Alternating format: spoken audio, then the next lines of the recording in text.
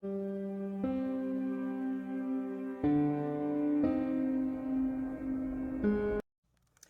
everybody, Cynthia here. I am back with my 13 Haunted Projects of Halloween series. Last season and the season before that, I've been doing this series for a while. It's an annual Halloween series.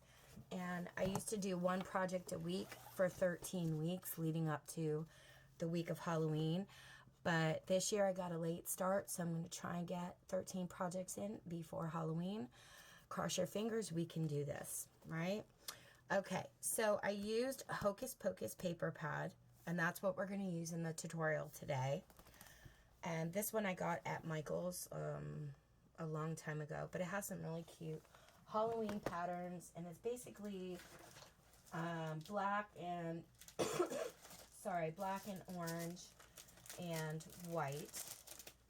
I guess traditional Halloween colors, you want to say. And hold on, I want to get a sheet of acetate out because that's one thing I did forget to cut. Okay. So I came up, in a previous video, I was completely and totally inspired by Christy Ann's Crafty Adventure channel here on YouTube to create this size embellishment box. I absolutely love it. I will post a link below to her tutorial if you'd like to do this size. But I decided I wanted mine a little bit larger, so I made like a prototype box.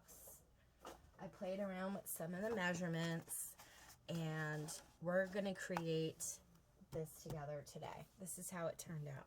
So basically it's an 8 by 6, and I just used some Dollar Tree pumpkin stickers and some stars. This is a cut apart from the paper collection. This was I don't remember what sticker pack I used for the little potion bottle, but my spider webs back here, I used a die that I purchased on Amazon. If they still have it, I'll post it below. And this is the spine, potion bottles. This is the back, and this is what it looks like from the side view. I used a ribbon closure, which we're going to do. And then this is the inside.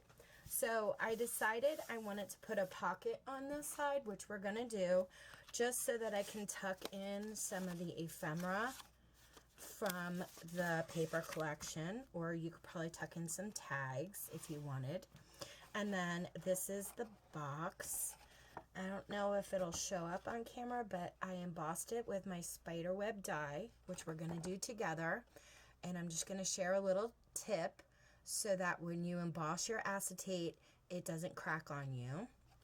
And then this is the inside. So I made an insert here that is large enough that you can share all of your beautiful handmade tags if you want to put some tags in there.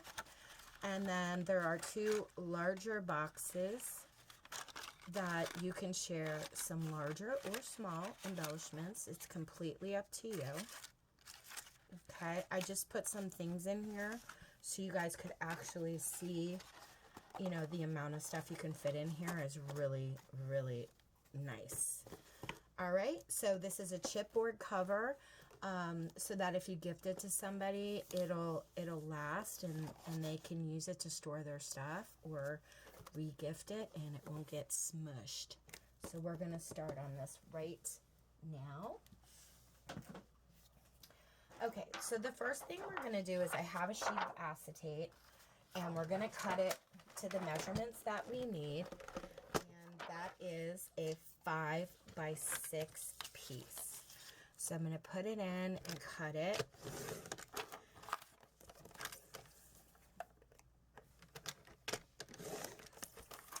And then just a little tip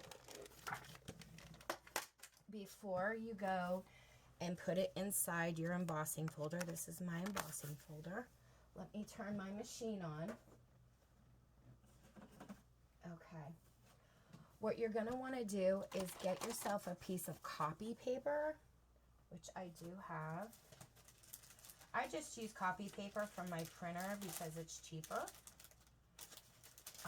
I never used cardstock with it. I just used copy paper. And I'm going to put my piece of acetate in the copy paper. Okay, and then I'm going to fold it in half. And then I'm just going to trim this up so that I don't have all this excess hanging. And I'm going to stick it inside my embossing folder, and I'm going to run it through my machine.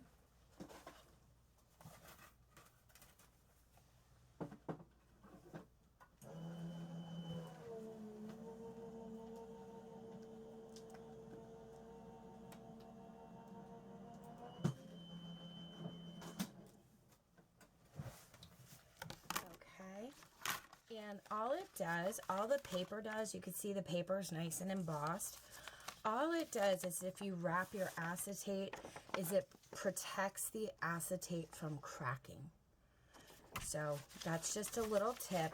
But now that we have our acetate done, we're going to set that aside. And we're going to continue on to make the box in the little boxes.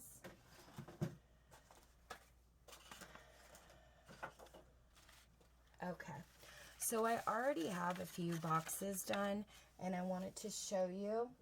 If you don't want to make the larger one,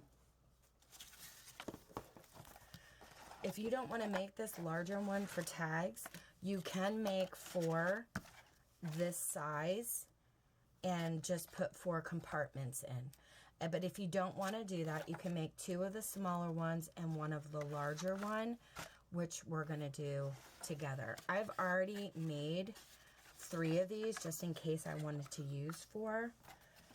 We're going to make 1 large and 1 small together.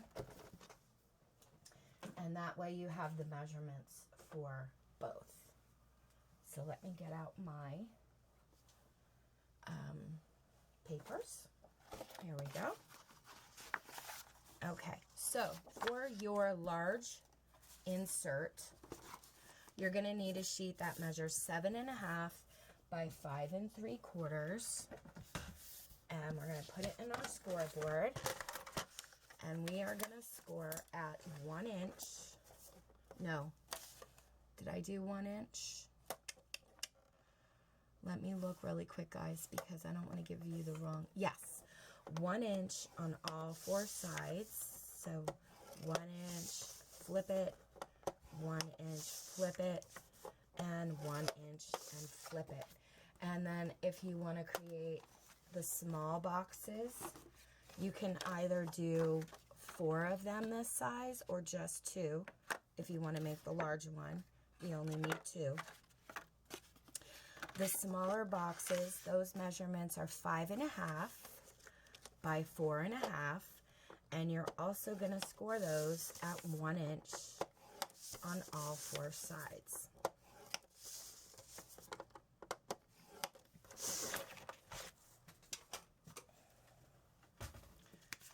Okay, we're going to fold up our score lines.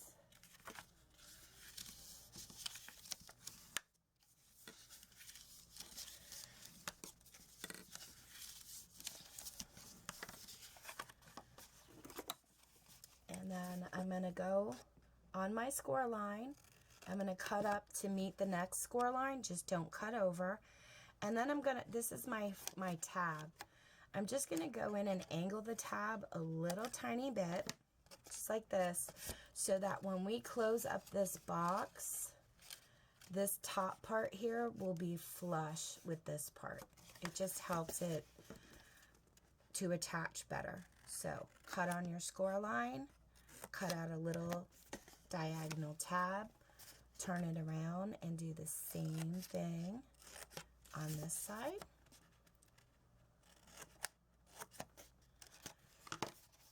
And like I said, you can, I'm sorry, I just shook my camera. You can either make 4 of these to have 4 of the smaller boxes, or you could make 1 of the large, 2 of the small, or you don't have to make any inserts at all. It's entirely up to you.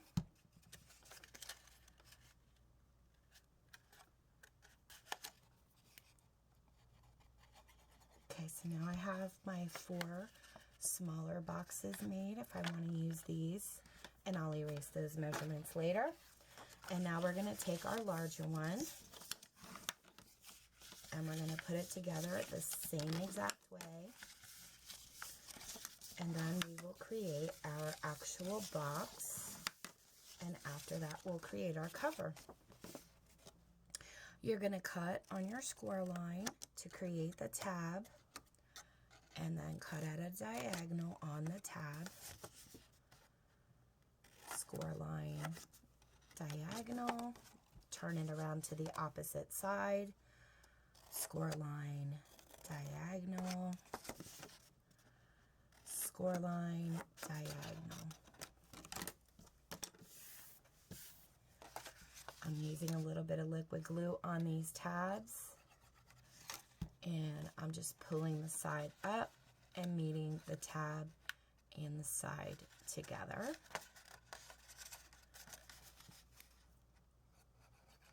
Same thing on this side. Okay, same thing here.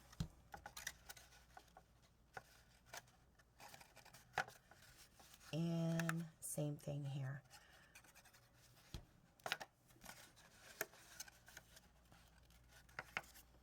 I'm just using like the black cat face pattern. I thought it was really cute. Okay, so now I have my larger one. I have my 4 small ones. Not sure which ones I'm going to use yet, but I'm going to set those aside and we're going to create our box. So we're going to start with the lid, because the lid, the acetate needs to dry, and then we'll do the bottom part of the box. So your lid, you're going to need a sheet that measures 9 9/16. And I know you're thinking, what?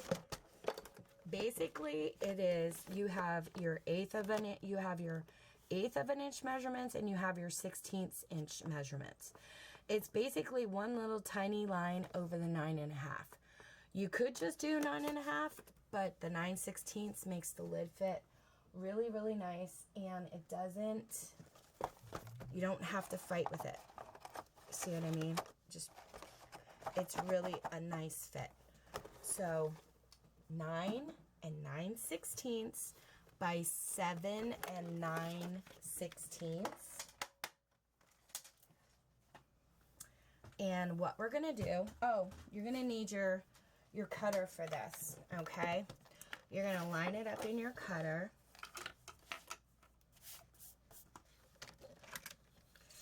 And you're going to put it at the 2-inch mark. Do not cut, do not cut. 2-inch mark, and you're gonna lightly, very lightly, draw a pencil line. Okay? Just like that. Put it back in to the 2-inch mark. Very lightly draw a line with your pencil. You can do it this way, or you can use a ruler. You can also score it at 2 inches, but I didn't like seeing the score line, and you'll see why when we actually cut the lid. So I decided to just do it with a pencil for a guideline. 2 inches all the way around. Lightly put a pencil mark in there, and it should look something like this. We're going to cut this section out with our X-Acto knife, and that's why I did the pencil line. If you scored it, you would end up with score lines you may not want in your paper, okay? But before we actually cut it, we're going to score it. You want to score it at 1 inch, 1 inch on all 4 sides. 1 inch flip, 1 inch turn, and 1 inch. Okay, let's fold our score lines so there's no confusion.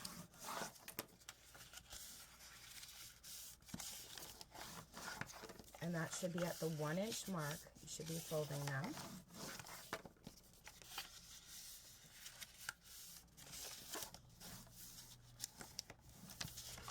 And you're going to cut them the same exact way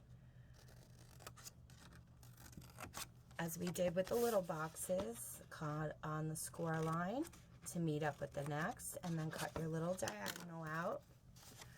Turn it around, cut up on the score line to meet the next, and your little diagonal. You're creating 4 flaps. Score line and diagonal. Okay, now, but before we put the box together, we're going to get out our knife and we're going to follow this inside guideline that we created with our pencil. And we're just going to cut this out for the acetate. If you don't want to do an acetate cover, just do a regular cover and score it at 1 inch on all 4 sides. And you could forego the pencil line. It's entirely up to you. But I really love the look of the acetate. Okay, and we're going to pull this out, and I'm going to keep that as a scrap, use that for something else. And now we're going to get out our piece that we embossed, and I'm going to add a little bit of liquid glue all along the edge.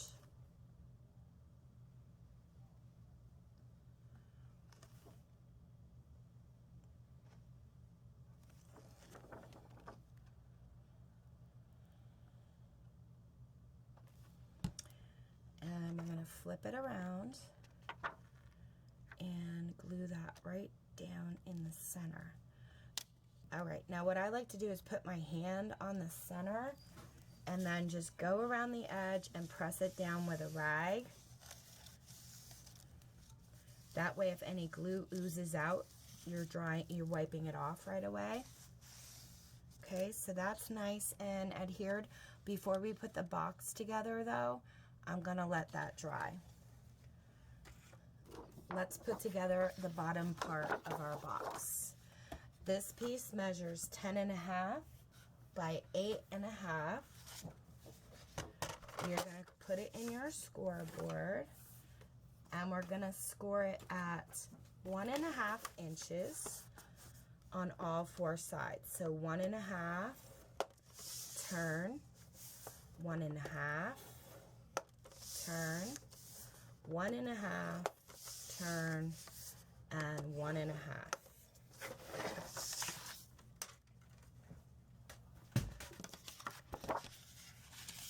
Fold up our score lines.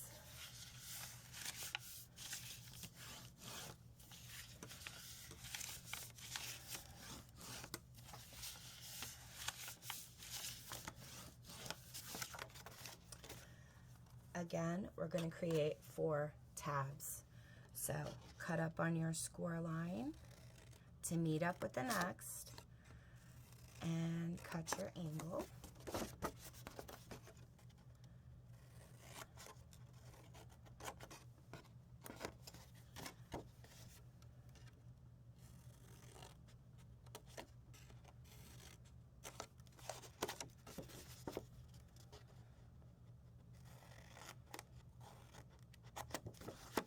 I'm not really worried about the pencil marks. This is just for the video, so I'm going to leave them there.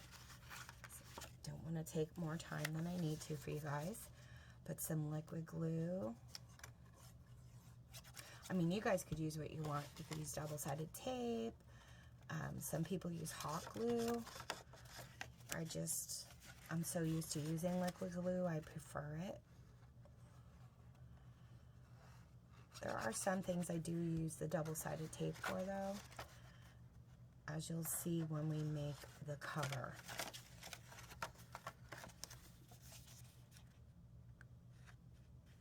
And the cover's really, it's really easy. I use chipboard.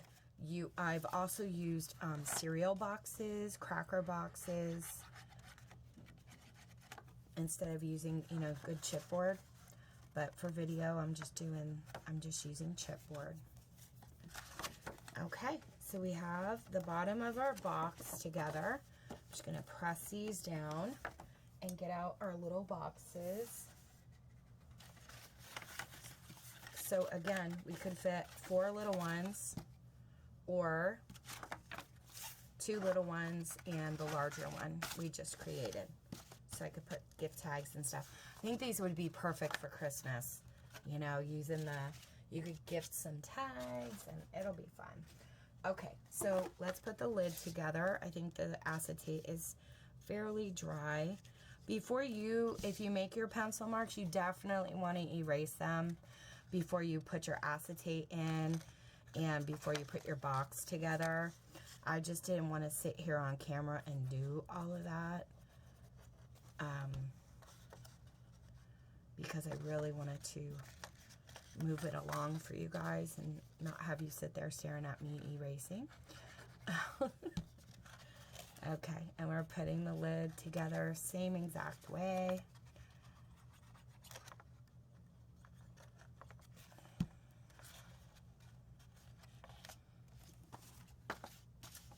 Okay, here's our box, and voila, we already created our embellishment box.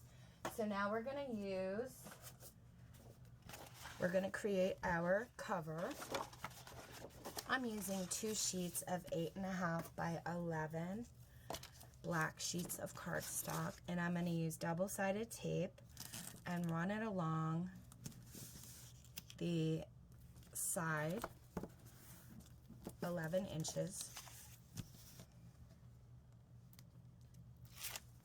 And I'm basically going to put these 2 pieces together. Let me move that. Okay? Just take your time, put them together, and you're basically just creating a larger piece that you're going to use for your cover.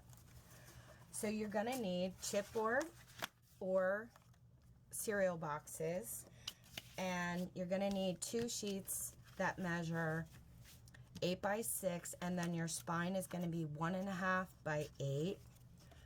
And I'm going to put some glue on this.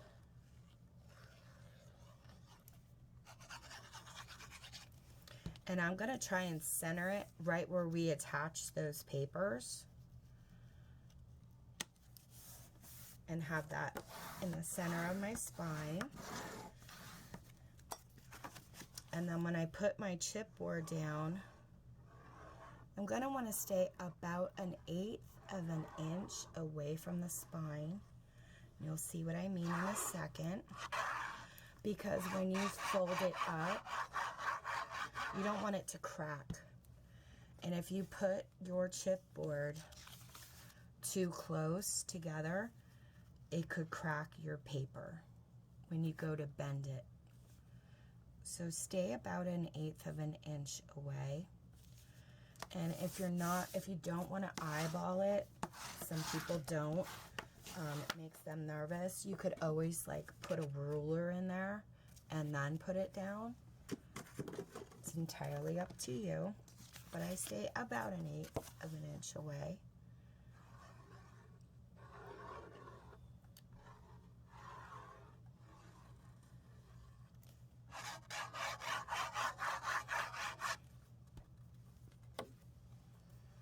And we're going to place this one on the other side. Same thing, 1/8 of an inch. And press down with the bone folder. Make sure I have all that liquid glue in there spread up real nice. And I'll just take my rag and wipe off the excess. Okay. So now what we're going to do is cut off the corners, but I'm going to show you how I do mine. I'm going to go in at an angle, and I'm going to cut very close to the corner of my chipboard, but I'm going to leave a little space in there. Little less than 1/8 of an inch. Okay? There's a space there. And I'm going to cut, turn my paper, and angle out. Okay, so angle, leave a little space between the chipboard and the cut you actually made, because you want a little bit of cardstock there in that corner. When you fold your paper over, it'll be completely covered. And then you want to angle again. Okay, So I'll do it closely to the camera so you could see one more time. Angle cut, stay a little bit away from there, and angle out. You see how we still have a little bit of cardstock in that corner. Angle cut in, and angle cut out. Same thing here. Angle cut in, angle cut out. Angle in. Leave a little bit of that cardstock on that corner there, and then angle out. You could also, if you're not sure, draw yourself some lines and then cut on the lines. It's entirely up to you. Okay, so for this, I'm going to use double-sided tape on my chipboard, double-sided tape on the outer edge of my flap, couple of pieces in the middle, and I want to get these edges really good, these corners.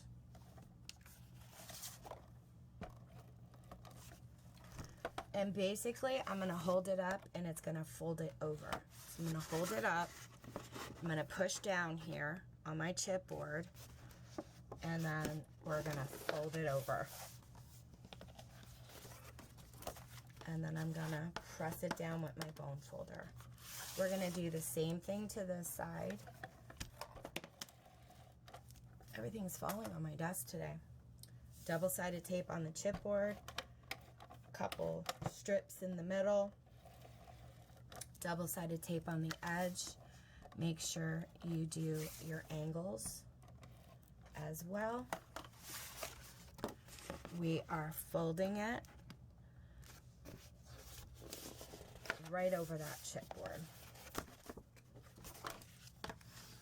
Okay, now we're going to do this side. I'm going to go all the way down, and I may be out of camera for some of it, but as you can see, I went all the way down to the edge. Couple of strips in the center, all the way down on the edge of my flap here. Tape on the angles. The reason why you want a good amount of tape and adhesive is because when you fold this over, you want this flush with your chipboard. If you don't put enough adhesive on that, when you fold it over, you're going to see bubbles in your paper, and you don't want bubbles. So that's why we put a lot of tape on. So you're going to press down and fold over, and then use your bone folder. Do you see how my corners are covered? You don't see any chipboard showing through. That's because I left that little piece of cardstock on the tip to make sure when it was folded that it would completely cover the chipboard.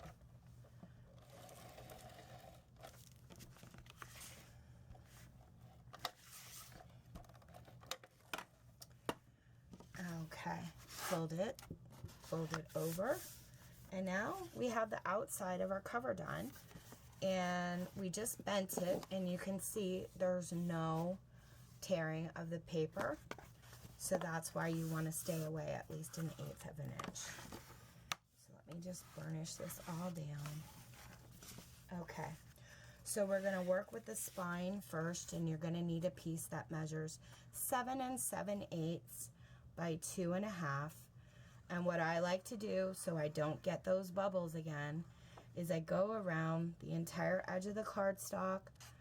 I'll put some in the middle, but then I take it a step further and I put some liquid glue down my spine and one strip on each side.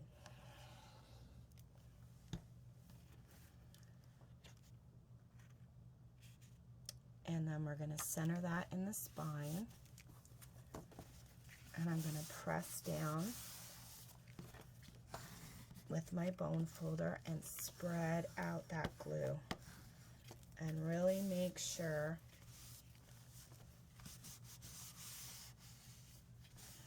that we don't have any air pockets underneath. Let that dry before you bend it again, otherwise your spine will come up a little bit. So now you're going to have two pieces that cover each side here. These pieces measure 7 7/8 by 5 7/8. And for this part, I basically just do all the edges, kind of crisscross in the center there so we don't get any bubbles.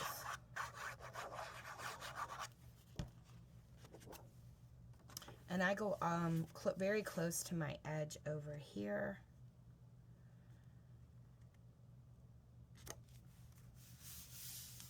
And line it up with a spine piece. And use my bone folder to spread it out and smush down all that glue. I'm going to turn it around because I'm right-handed and it's just easier for me to do it on this side.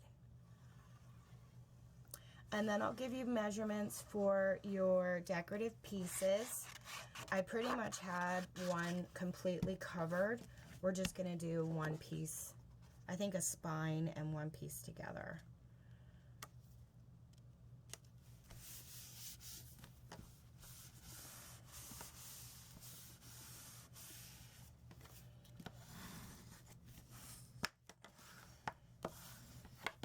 Okay, so now I think the middle part should be pretty well dry, and we're just going to gently bend it.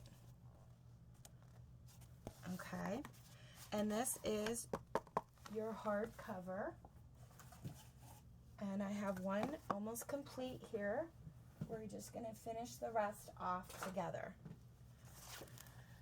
Okay, so for your spine piece, for decorative mats on the inside and the outside, the measurements are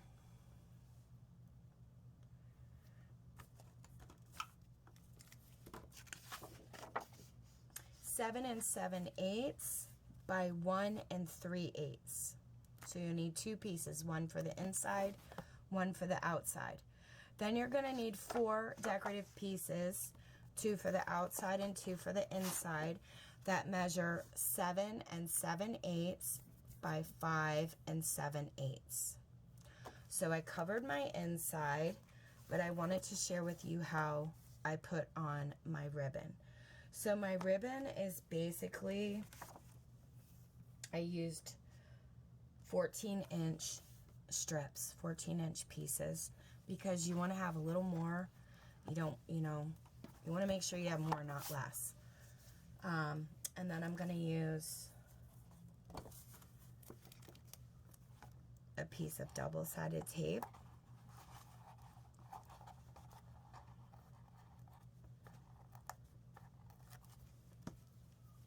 And I put my ribbon on, and I'm going to try and center it as best I can. And then what I like to do after that is just take 2 pieces and kind of crisscross them. So I know that the ribbon is really adhered down and it's not going to pull out.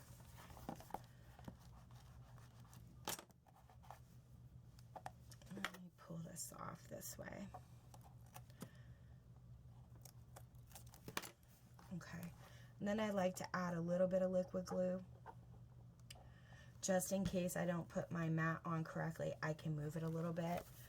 And I want to make sure I'm covering it the right way with my paper, which is again 7 7/8 by 5 7/8. And as soon as I'm done with this, I'll share the pocket with you.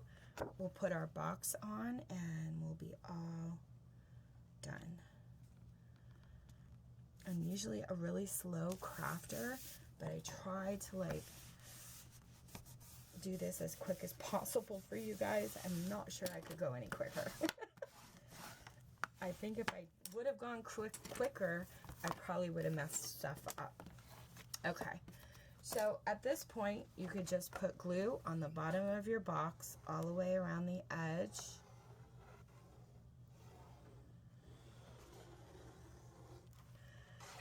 And then all along the bottom. I want to make sure I get enough on here so that it doesn't come off. and kind of just want to center it in between your pattern paper. And make sure your box can close. And what I'm going to do is I'm going to take these out and I'm going to press the center, the inside down. I'm just using my Cricut tool. If you don't have one, just use your fingers. Alright, put those boxes back in there, and we're going to create our pocket.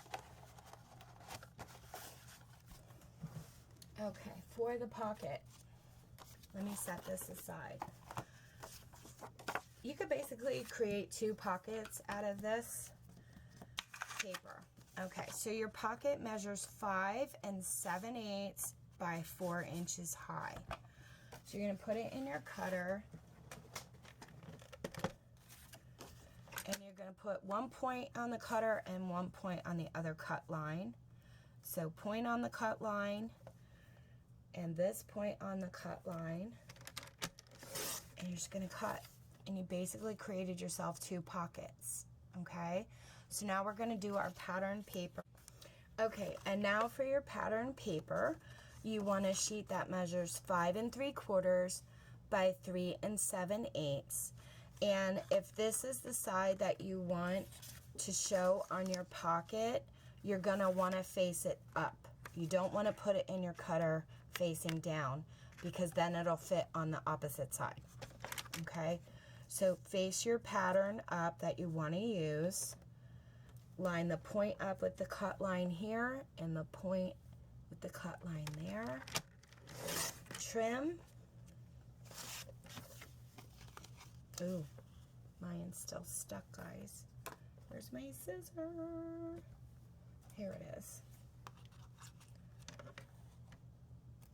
I'm afraid to put it back in my cutter because it might mess it up. Okay, so our pocket's gonna sit on this side. Now our pattern paper fits nicely on this side. If you would have faced it the opposite way, you probably would have had to do your pocket this way. So make sure your pattern faces up that you want to use on your pocket. And then we have pattern paper for another pocket for another time. And you could use that for your scrapbook albums, or I don't know, make another box, and then you already have a pocket made. So I'm just gonna put glue along the edge of the bottom and the edge of the side, and we're gonna put it in there, covering our pattern paper. And let me press it down with my bone folder.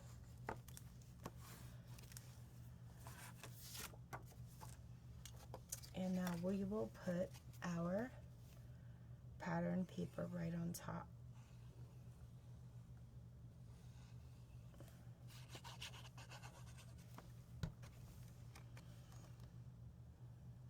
Just creating a cute, simple pocket that you could put ephemera in. I mean, I don't think you could stuff the pocket too much. This is just a small pocket, but I think you could fit a decent amount of ephemera in. I lost my rag. Oh, here it is. Okay. Let me wipe off the excess. And that's it, guys. We have our corner pocket,